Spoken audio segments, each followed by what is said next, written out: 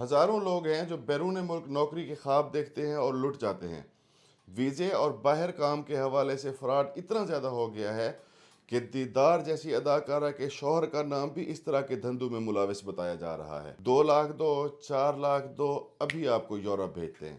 لوگ اپنا سرمایہ بیچ کر، اپنی جائیدادیں بیچ کر، اپنے بچوں کے خواب بیچ کر ان لوگوں کو پیسہ دیتے ہیں۔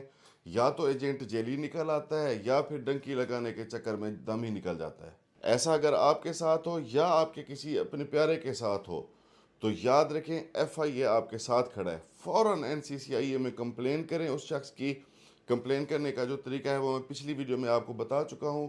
آپ کی سہولت کے لیے لنک جو ہے اس پوسٹ کے کومنٹس میں ڈال دوں گا۔ تو تمام تر ثبوت لے کر مقدمہ درج کریں۔